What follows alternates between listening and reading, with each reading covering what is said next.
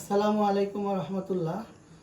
আজকে আমরা ইংরেজি গ্রামারের খুবই গুরুত্বপূর্ণ একটা বিষয় নিয়ে আলোচনা করব। আমরা বোর্ডে লিখেছি যে টু এর পরে কখন V1 বসে।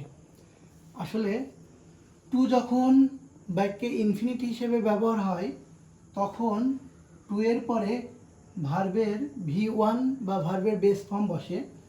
এখন প্রশ্ন হলো টু কখন ইনফিনিটি, এটা আমরা কিভাবে বুঝবো?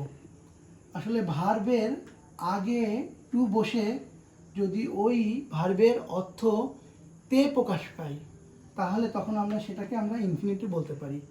এখানে উদাহরণ খেয়াল করলে বোঝা যাবে যে I want to go. To go মানে যেতে। তাহলে যেহেতু এখানে যেতে অর্থ প্রকাশ পাচ্ছে তার মানে এটা হলো এই টুটা হলো ইনফিনিটি। আর এই টুর পরে যখনই কোনো ভার্ব থাকবে সেটা ভার্বের বেস ফর্ম হবে। দ্বিতীয় উদাহরণে বলা হয়েছে যে she likes to read book. সে পছন্দ করে টু রিড পড়তে, বই। তাহলে এখানে টু রিড পড়তে, তাহলে পড়ার আগে ইনফিনিটি যুক্ত হয়ে এর অর্থ হলো তে হয়েছে। তার মানে বাক্যে ভার্বের অর্থ যদি তে বা করতে অর্থ প্রকাশ করে তাহলে আমরা সেটাকে ইনফিনিটি বলবো। আর ইনফিনিটির আগে সব সময় ভার্বের বেস ফর্ম বা মূল রূপটা হবে।